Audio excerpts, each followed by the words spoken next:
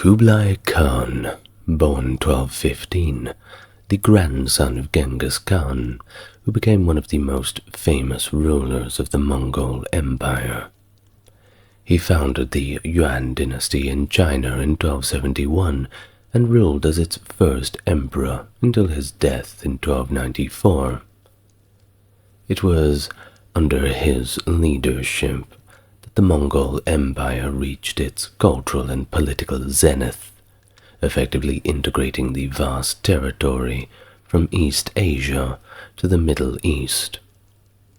His reign was marked by significant administrative reforms that included promoting the arts and sciences, improving public works, and adopting aspects of Chinese governance that helped stabilize and legitimize Mongol rule over China.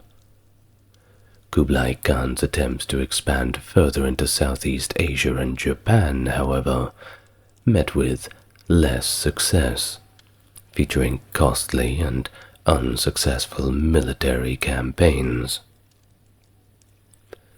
Hello and welcome to the channel.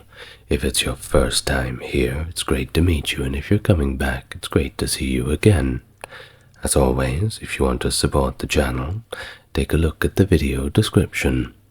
Otherwise, just enjoy the ride. We're gonna get nice and relaxed. Settle in. It's going to be a long video. Kublai Khan, born the fourth son of Tolui and Sorgatani Beki, grew under the auspices of significant cultural and political influences that shaped his future as a ruler. His early life was marked by a pivotal moment in 1224, when, reportedly during a hunting expedition near the Ili River, he and his brother Mongke captured a rabbit and an antelope. Genghis Khan, their grandfather, celebrated this achievement in traditional Mongol style by anointing Kublai's middle finger with the fat of the slain animals, proclaiming the boy's wisdom and urging all to heed his words. This endorsement came just 3 years before the death of Genghis in 1227 and left a lasting impression on the young Kublai.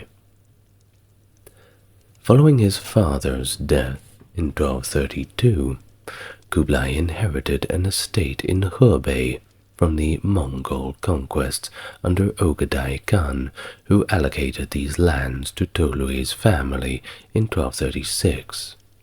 Hebei, of course, being the province within northern China. Initially, Kublai's inexperience led him to permit local officials significant autonomy, which unfortunately resulted in corruption and harsh taxation, prompting many of the Han peasants, that's the local Chinese of the area, to flee, and consequently, well, no one was around to pay the taxes. This was obviously quite a problem. Recognizing these issues, Kublai returned to Hebei province and implemented reforms with the assistance of the new officials sent by his mother, Sorgatani. These changes reversed the decline, encouraging many who had fled to return, and they did. Crisis averted, at least for now. The intellectual and cultural growth of Kublai was significantly influenced by his deep engagement with the Han Chinese culture.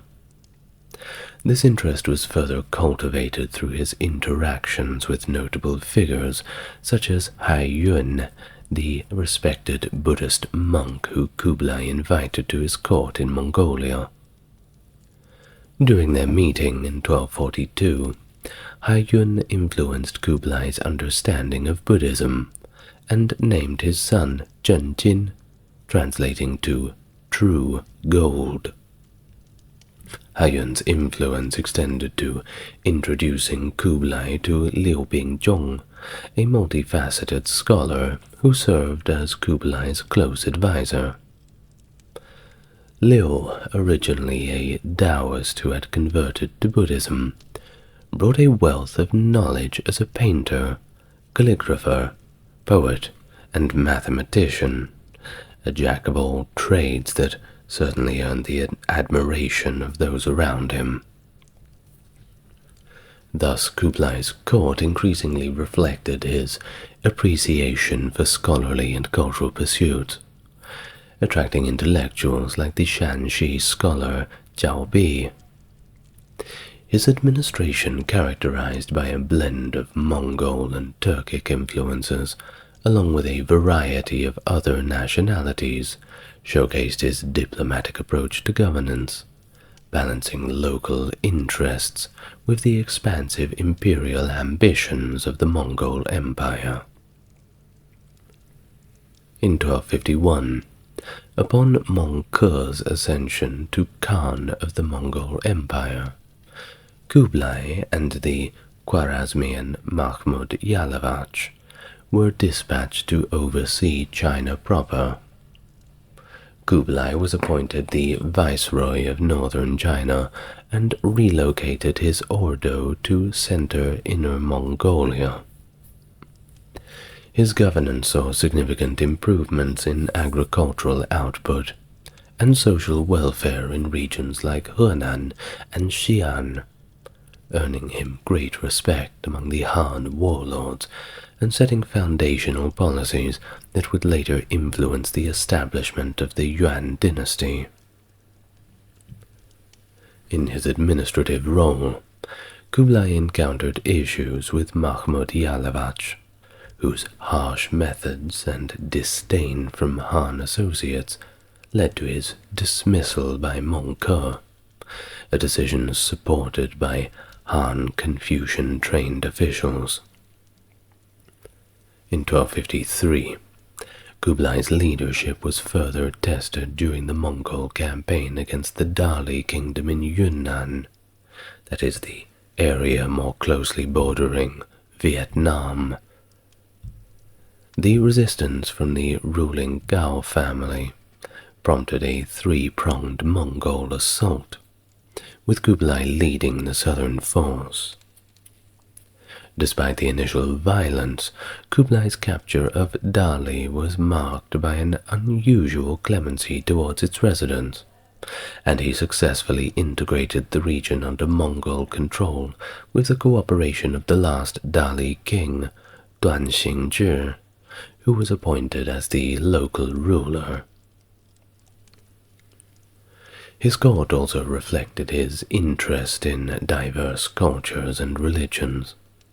In the same year of 1253, he was deeply influenced by the Tibetan monk Drogon Chogyal Phagpa of the Sakya school, who became a key religious figure in his circle. Kublai's inclination towards Buddhism was evident in his conflicts with the Taoists, whom he accused of seizing Buddhist temples.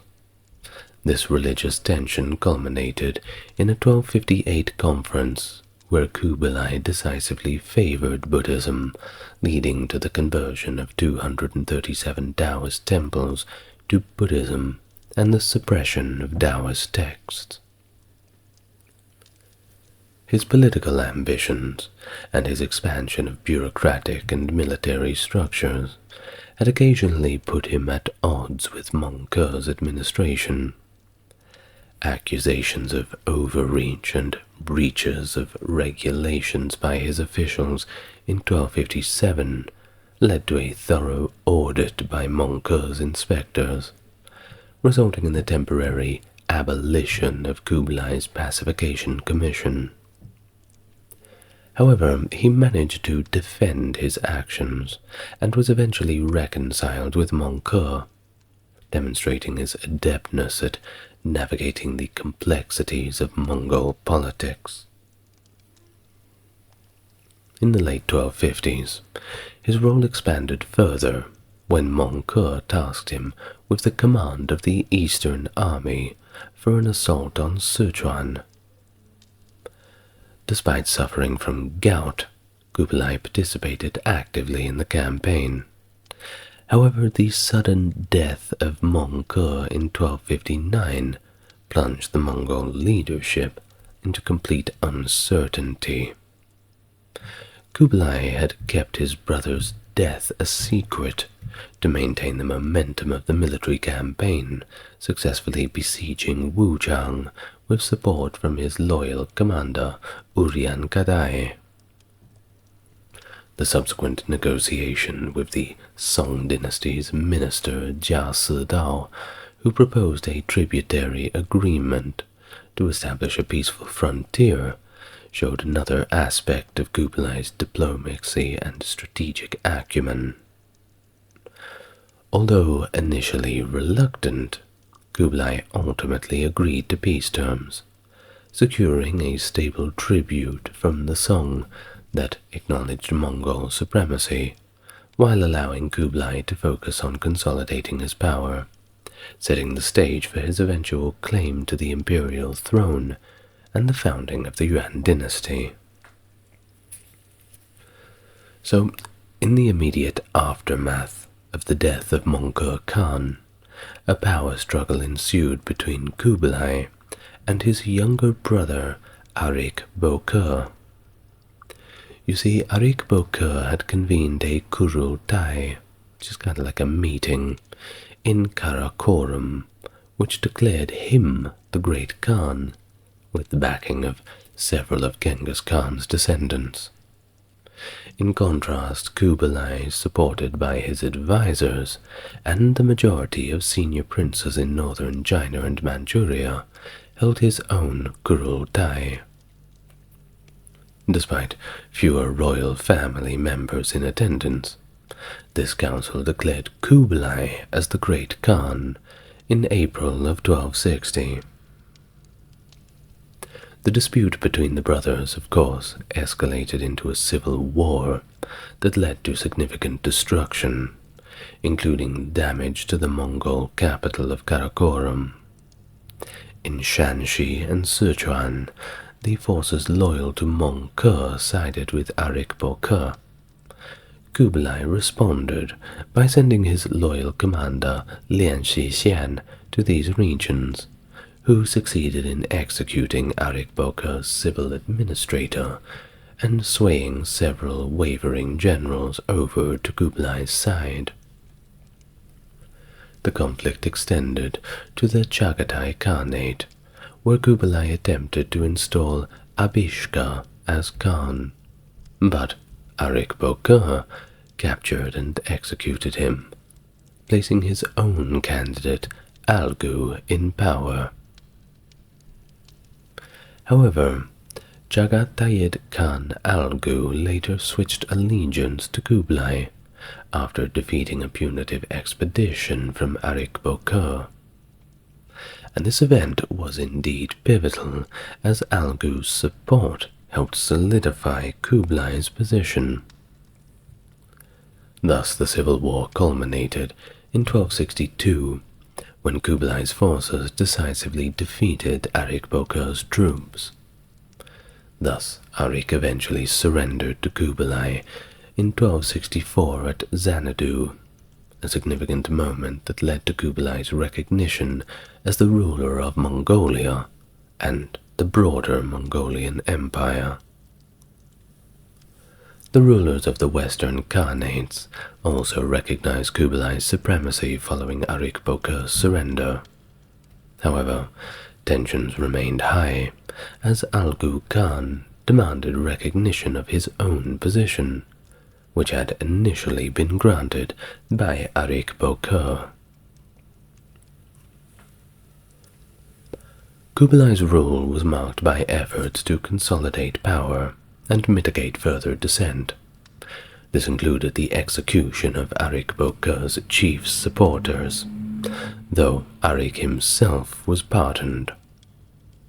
The complexities of these power dynamics showcased Kublai's strategic skill and his ability to navigate the intricacies of the Mongol Empire during this period of significant internal strife. A knife behind every back and a devil behind every door, it seems. It's one thing to be in line for the throne. It's another thing to be in line with the throne along with other people. You do not want to find yourself in a succession dispute. There's only one way out of it. Well, for most. There's two ways out of it, but only one person gets the good option. Well, despite some ongoing tensions with other Mongol Khanates, such as those led by Hulagu and Berke, Kublai's authority at this point was largely recognized, and those who didn't recognize it, well, they didn't really have the guts to go up against him. After all, he had the numbers.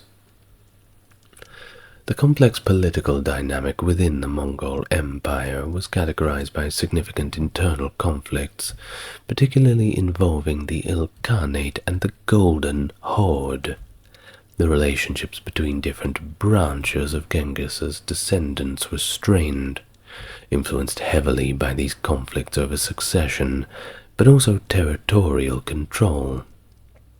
Thus, Hulagu Khan's actions, such as the purge of Jochid troops, and his overt support for Kublai during the latter's power struggle with Arik, escalated tensions with the Golden Horde, which was led by Berke.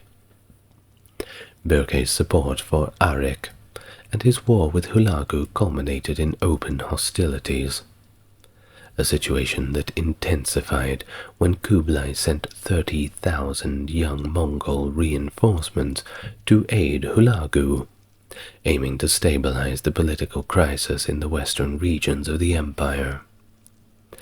However, the sudden deaths of both Hulagu and Berke in 1264, followed shortly by Algu Khan of the Chagatai Khanate, marked another turning point.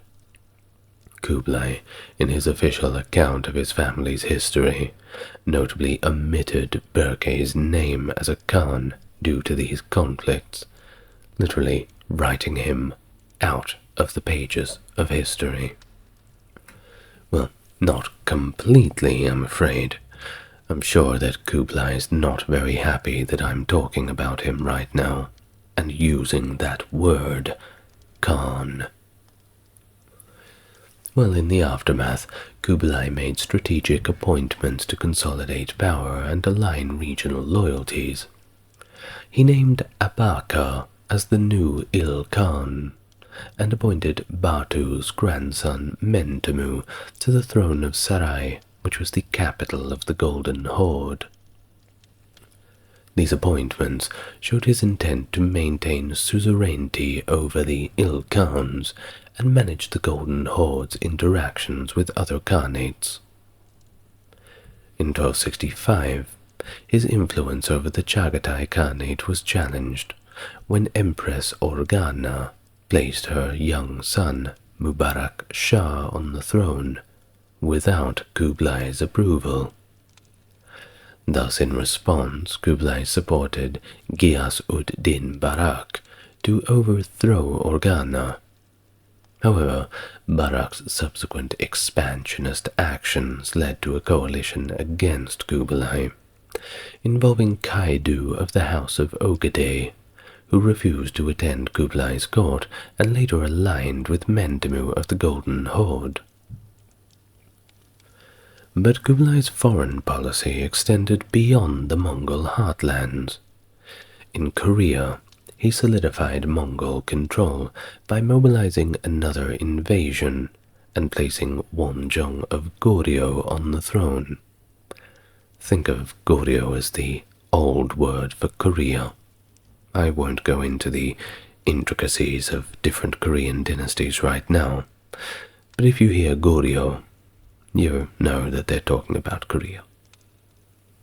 Well, his dealings with the Song Dynasty in China were marked by failed diplomatic missions, and subsequent military campaigns. Despite the Song Emperor Li Zong's refusal to surrender, Kublai continued his military presence, culminating in the critical siege of Xianyang and plans for a final campaign against the Song. Kublai's military strategies were of course supported by logistical efforts, such as a revised census in the Golden Horde to gather resources for his campaigns.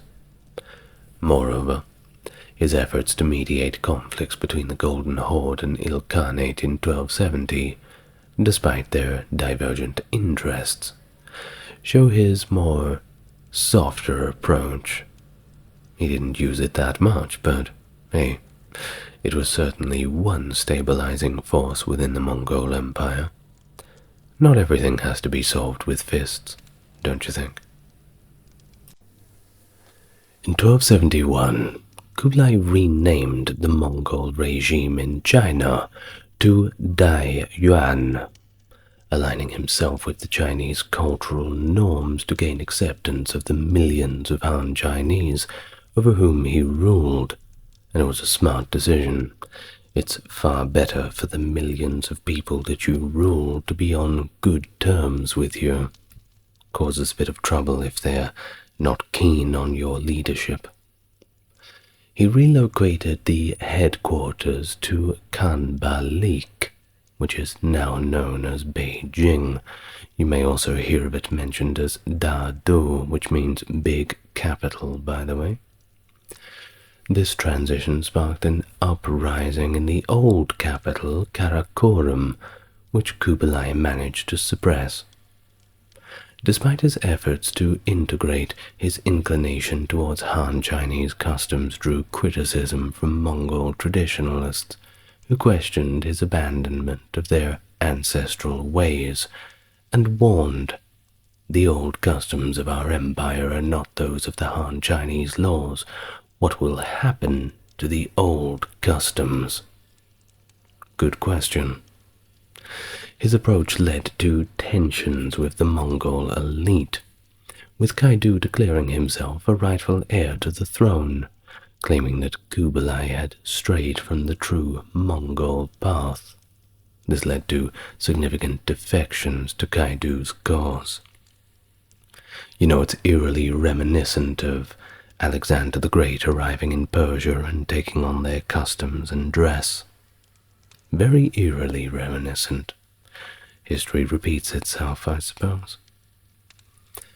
Well, by 1276, the Song imperial family had capitulated to Kublai's Yuan Dynasty, marking the Mongols as the first non-Han rulers to conquer all of China. In 1279, Kublai's forces subdued the remaining Song loyalists, after which the Song Empress Dowager and her grandson, Emperor Gong of Song, were settled in Kanbalik and granted tax-free property.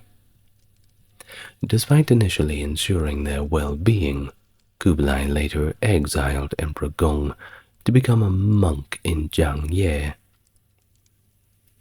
Kublai's reign saw extensive cultural and infrastructural developments, including the creation of over 20,000 public schools. His was an empire that stretched across much of Eurasia, though his attempts to extend his influence further through military campaigns in places like Vietnam, Burma, and Japan saw a large failure, achieving only nominal vassal status from those regions. His nephew Ilkhan Abaga attempted to form an alliance with Western European powers to combat the Mamluks in the Middle East, though these efforts primarily fostered trade rather than military success. Internally, Kublai was facing challenges including a rebellion led by Mongke's son Shireki in 1277, which resulted in the capture of Kublai's two sons and a key general, who were promptly handed over to Kaidu, Kublai's rival. Despite these challenges, Kublai managed to suppress the rebellion and reassert control over strategic regions like Al-Malik. Culturally, Kublai's policies sometimes caused discontent. His 1279 decree against certain religious slaughtering practices sparked opposition within those communities.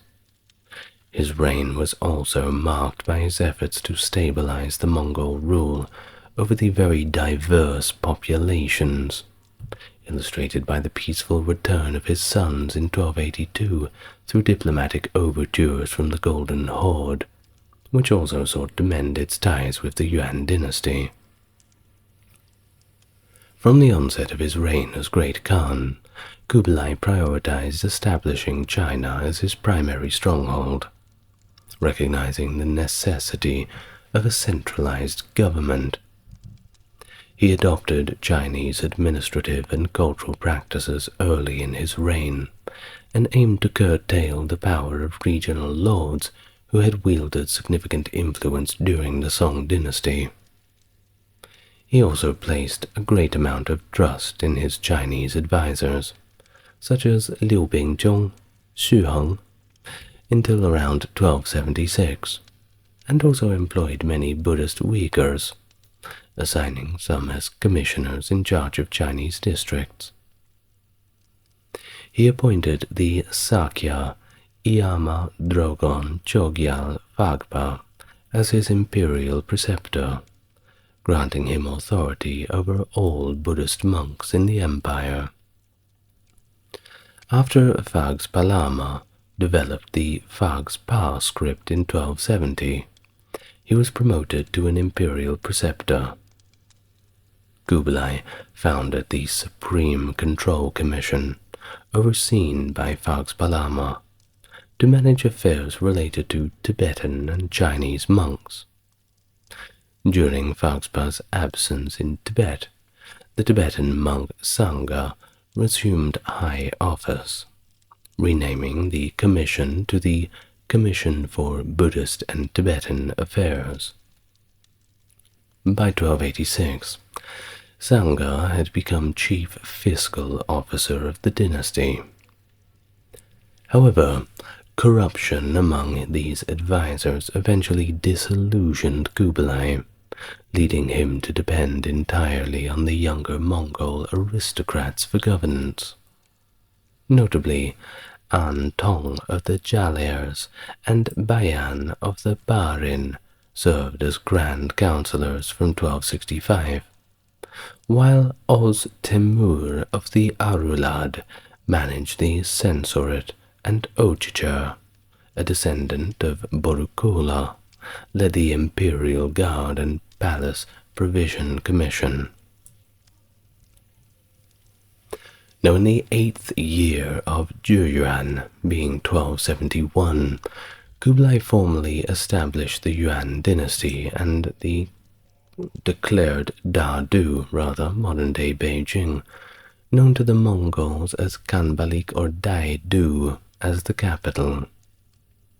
But he also set up a summer capital in Shangdu, also known as Xanadu, located near the present-day Dolon Nor. To consolidate his control over China, he initiated a major campaign against the remaining forces of Southern Song in 1274, culminating in the conquest of Song in 1279 at the Battle of Yamen. This marked the end of the Southern Song, with the last emperor, Zhao Bing, taking his own life, thereby unifying China under Mongol rule.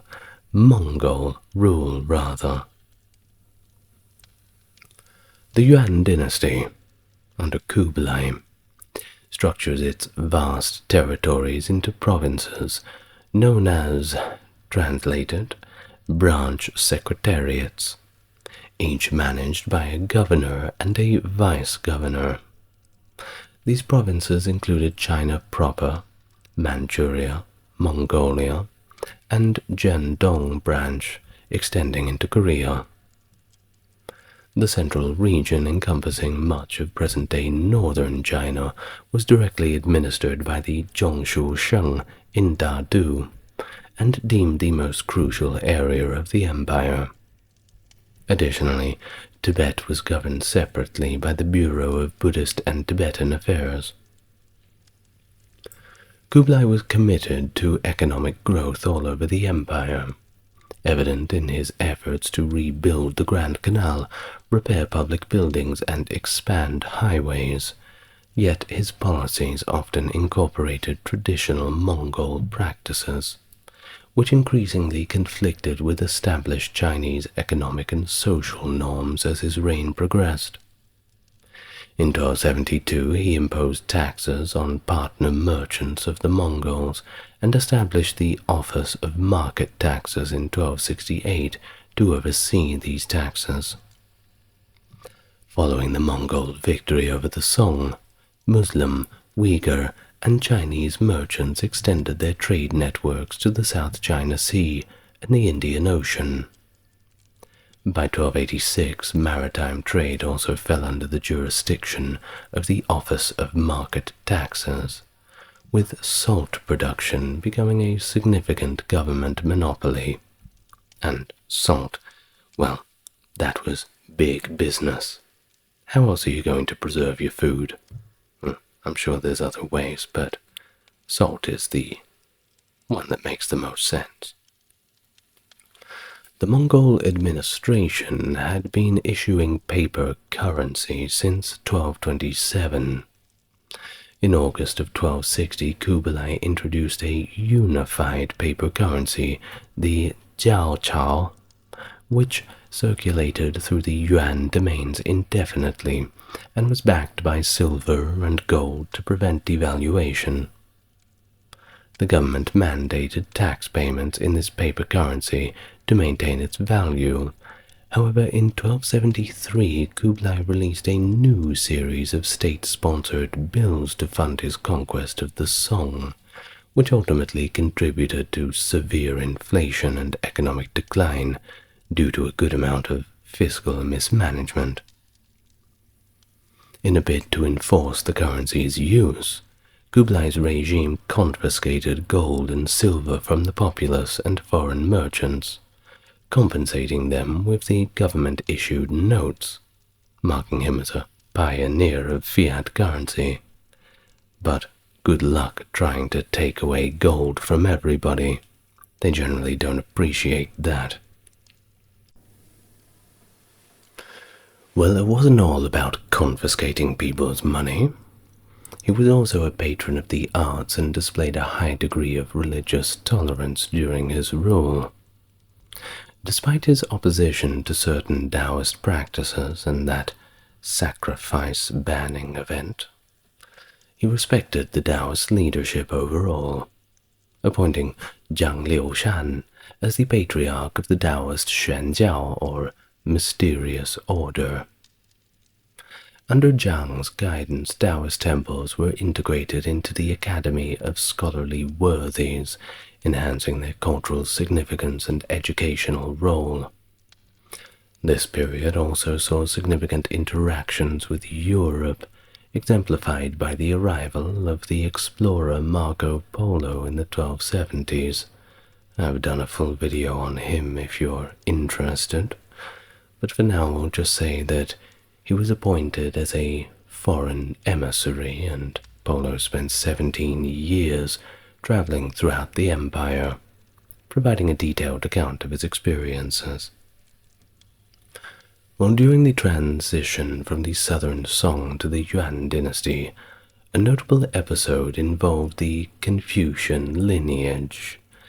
Historically, the title of Duke Yan Sheng, reserved for direct descendants of Confucius, had been split between a northern branch in Qufu and a southern branch in Quzhou, following the Jin dynasty's rise. Kublai extended an invitation to the southern Duke Yan Sheng, being Kongzhu, to return to Qufu. However, upon his refusal, the title was considered under the northern branch, which continued to hold it thereafter. The southern branch remained in Chuzhou, where descendants of Confucius still live, reportedly numbering around 30,000. Kublai's reign also saw strict decrees related to religious practices. The Yuan Dynasty under Kublai forbade the butchering of animals according to Islamic and Jewish legal codes, reflecting a broader imposition of Mongol cultural norms over conquered peoples. But practices such as circumcision were explicitly banned, further illustrating the tensions between the Mongol imperial policies and the diverse religious traditions for the empire's subjects. If you ask me on the latter point, they were ahead of their time. Well, in Kublai's court, 30 Muslims held prominent positions, reflecting the Mongol Empire's diverse administrative practices. Notably, 8 of the dynasty's 12 administrative districts were governed by Muslim governors, including figures like Sayyid Ajal Shams al-Din Omar, who was appointed as the administrator of Yunnan. Omar was well versed in Confucian and Taoist traditions and is credited with promoting Islam in China. Other key Muslim administrators included Nasr al-Din in Yunnan and Mahmud Yalavach, who served as the mayor of the Yuan capital. Kublai's support extended beyond administration to the patronage of Muslim scholars and scientists, particularly in the fields of astronomy and cartography. Muslim astronomers were instrumental in the construction of the observatory in Shanxi, where Jamal ad-Din introduced 7 new astronomical instruments and concepts, leading to significant corrections in the Chinese calendar. Muslim cartographers, meanwhile, produced detailed maps of regions along the Silk Road, enhancing geographical knowledge of the Yuan dynasty's rulers and merchants. This contribution was crucial for the expansion and management of the empire's vast territories. And in the medical field, Muslim physicians played their own role in organizing hospitals and establishing institutes of medicine in major cities like Beijing and Chengdu. The renowned Guanghui Si, or the Department of Extensive Mercy in Beijing, was a center where Hui medicine and surgery were practiced and taught. Now, Hui, by the way, is a Muslim minority group in modern China in these times, and such as it was back in those times. And they have very good noodles, by the way.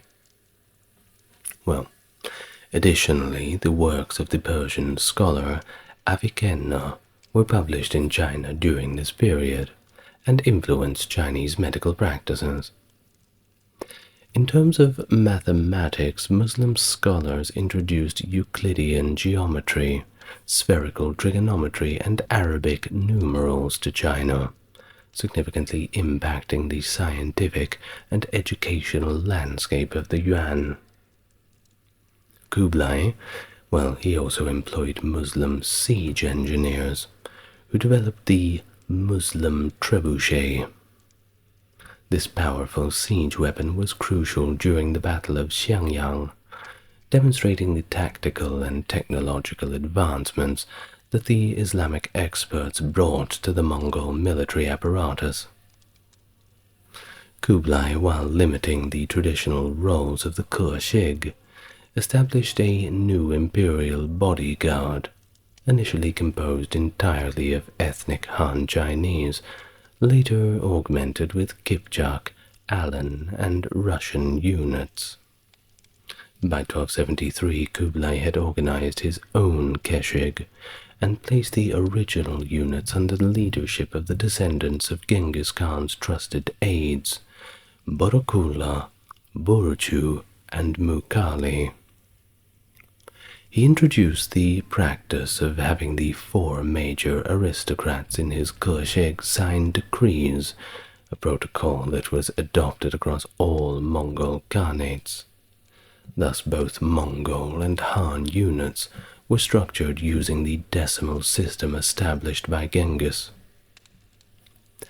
The Yuan Dynasty, under Kublai's leadership, eagerly incorporated new artillery technologies and adapted military strategies that proved crucial in the swift conquest of the Song, partly by assimilating advanced naval techniques from the Han. In 1285, the Drikung Kagyu sect revolted, targeting the Sakya monasteries, and received support from the Chagatai Khan, Dua, who laid siege to Gaochang and overrun Yuan positions in the Tarim Basin.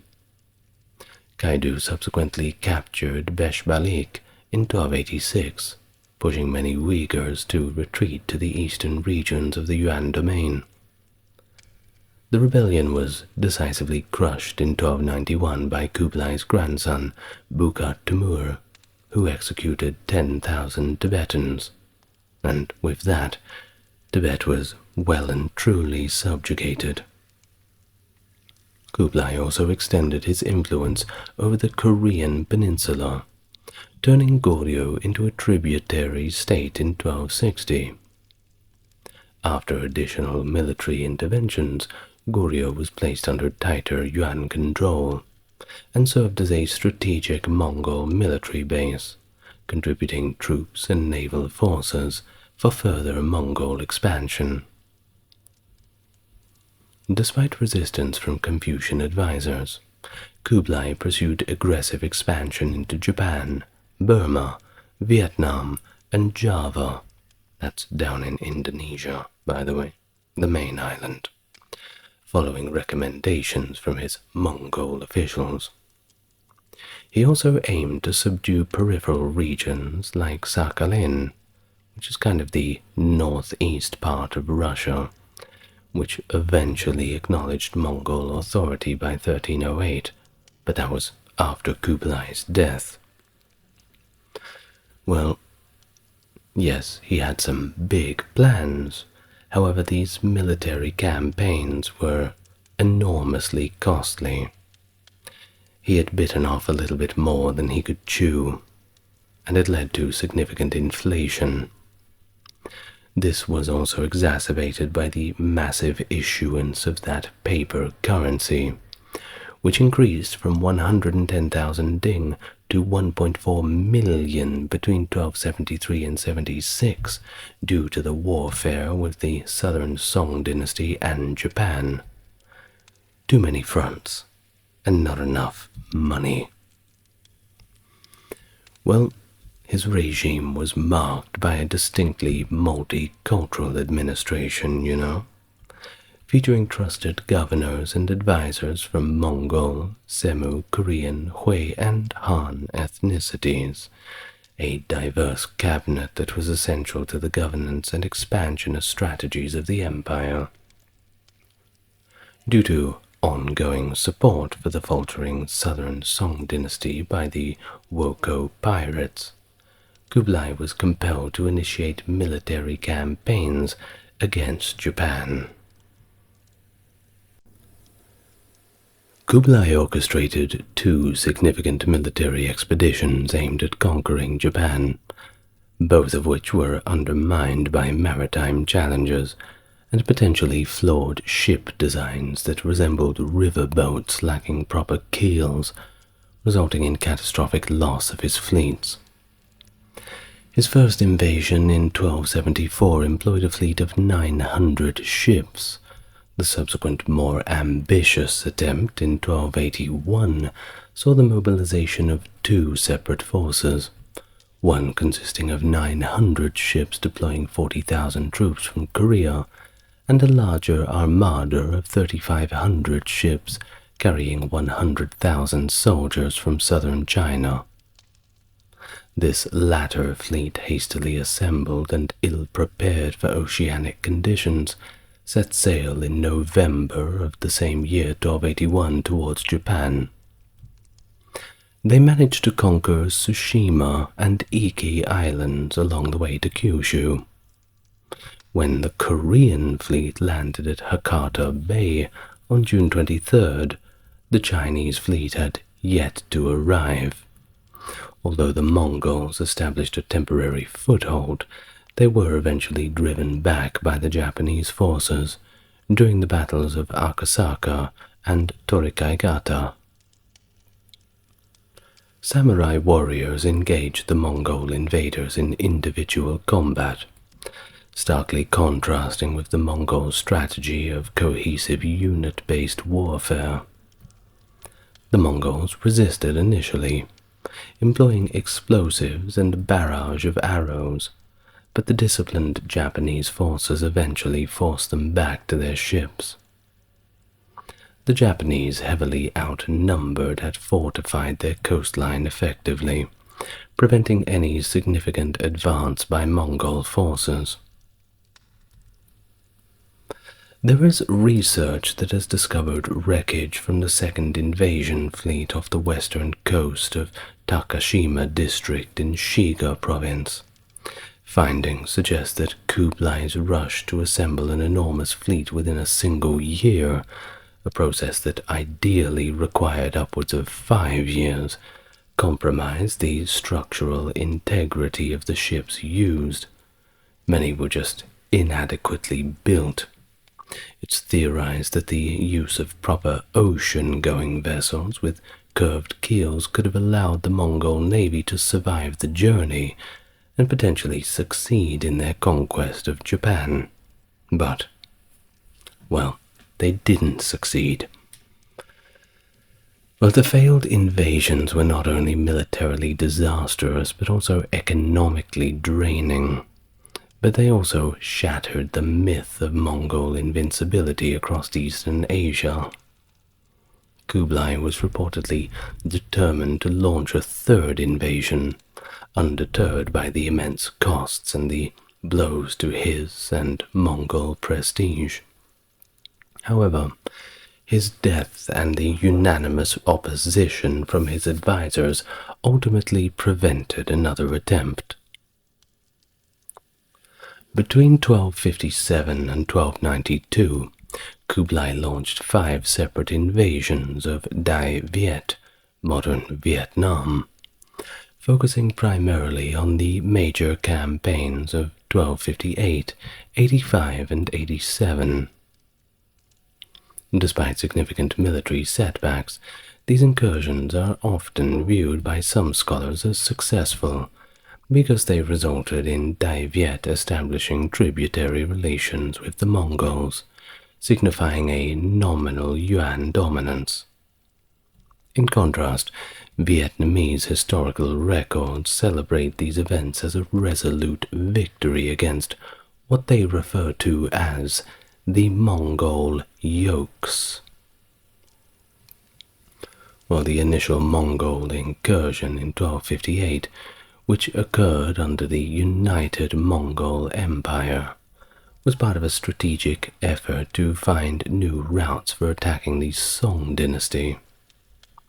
Led by General Uriyankadai, the Mongols captured the then abandoned Vietnamese capital of Thang Long, which is now the modern city of Hanoi.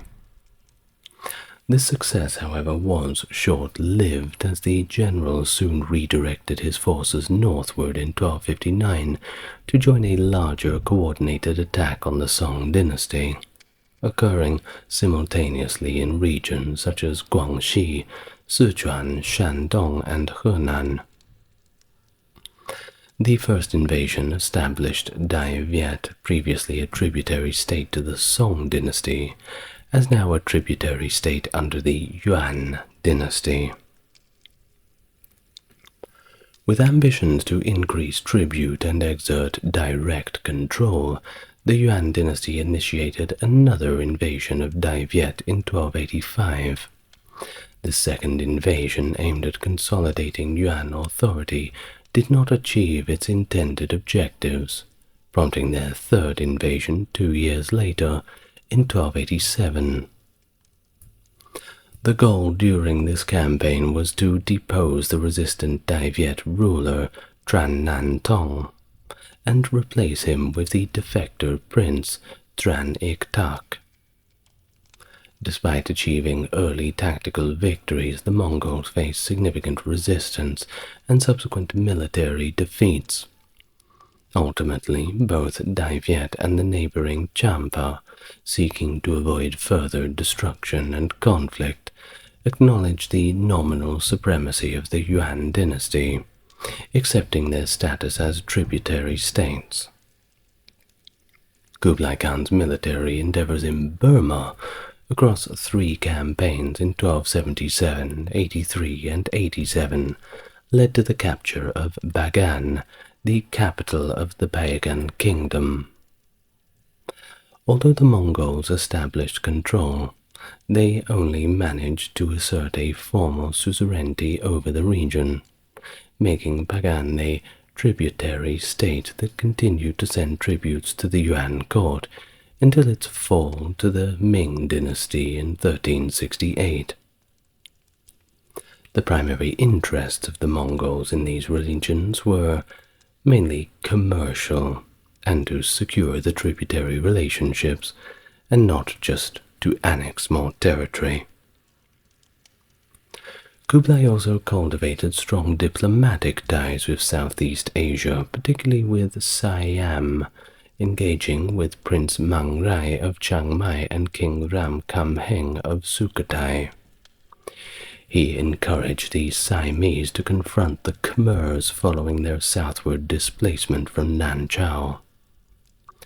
This strategic move came after King Jayavarman the eighth of the Khmer Empire defiantly refused to pay tribute to the Mongols, going as far as throwing the Mongol envoys into prison. The subsequent Siamese military pressure significantly weakened the Khmer Empire. In response, the Mongols launched a land invasion from Champa into Cambodia in 1283, achieving control by 1284, and by 1285, Jayavarman VIII capitulated, paying tribute to Kublai, thereby, once like everybody else, transforming Cambodia into a vassal state. And thus we find ourselves in the twilight years of Kublai's reign, where he organized a sizable naval expedition against Singasari on Java in 1293. Despite initial successes, the Mongol forces encountered stiff resistance from the emerging Majapahit Empire and suffered considerable losses, compelling them to withdraw. By 1294, the same year Kublai died, the Thai kingdoms of Sukhothai and Chiang Mai had acknowledged their vassalage to the Yuan. Kublai's reign marked a significant period of direct East Asia and European contact, bolstered by the Mongol dominion over Central Asian trade routes, and a very efficient postal system. It was an era that saw an influx of Europeans and Central Asians, merchants, travelers, and missionaries into China. Additionally, the Mongols facilitated travel for its own subjects across vast regions, stretching from Rus to Persia, and of course Mesopotamia. In his global diplomatic engagements, Kublai also reached out to the African continent. The Sultanate of Mogadishu, known for its prior trade connections with Chinese regimes, drew Kublai's attention. Marco Polo noted that Kublai initially sent an envoy to spy on Mogadishu, but after the delegation was captured, he dispatched another envoy to negotiate their release. Following his proclamation as Khagan on May of 1260, Kublai initiated an extensive organizational and developmental agenda across his newly established domain. Among his early actions was to address unrest in Da-Ming by dispatching the central government official Zhang Wenqian, accompanied by his friend Guo Shuojing, a distinguished engineer and astronomer known for his expertise in instrument making. During this mission, Guo constructed sophisticated astronomical instruments, such as water clocks and armillary spheres, enhancing the precision of celestial observations. The architectural development of Kublai's capital, Khanbalik, modern-day Beijing, was also a focus. The city's design was overseen by the Turkestani architect Ikhtar al-Din, known as Igder. And while the renowned newer artisan Araniko constructed the white stupa which became the city's most prominent structure. Recognizing Guo Shoujing's capabilities in hydraulic engineering, Zhang recommended him to Kublai Khan, who was keen on improving water management for irrigation, grain transportation, and flood control. And if you know anything about China, they certainly need flood control. Guo was tasked with enhancing the water supply system between Dadu and the Yellow River. He successfully sourced water from the Baifu Spring in Mount Shen, directing it to Dadu through a newly built 30-kilometer channel. His innovative approach included connecting water supplies across different river basins and installing sluices in canals to regulate water levels, significantly improving the infrastructure. Kublai's satisfaction with Guo's achievements in Dadu led to further assignments. In 1264, Guo was dispatched to Gansu to repair irrigation systems damaged during the Mongol conquests. Accompanied by Zhang, he extensively surveyed the region, devising plans to unblock and enhance the efficiency of the existing water systems. Detailed reports of their findings and recommendations were sent directly back to Kublai. During the Jin dynasty's conquest, Genghis Khan had allotted substantial territories in Manchuria to his younger brothers. Their progeny staunchly backed Kublai when he was crowned in 1260, though the newer generations aspired for greater autonomy. Adhering to Ogedei Khan's policies, Kublai allowed Mongol nobles to appoint overseers within their domains, but maintained overall authority, reinforcing his stance by placing his son Mangala in direct control of Chang'an and Shanxi by 1272.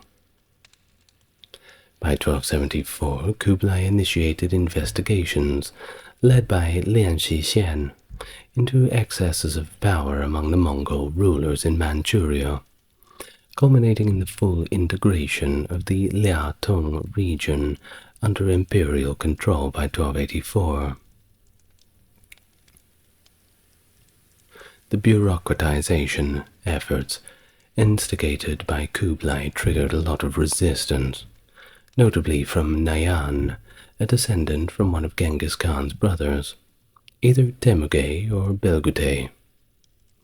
The historical records about Nayan are somewhat unclear due to multiple princes sharing the name, but we do know that Nayan sought an alliance with Kaidu, Kublai's rival in Central Asia, and rallied support from Manchuria's native Jurchens and Water Tatars, which were reeling from a famine.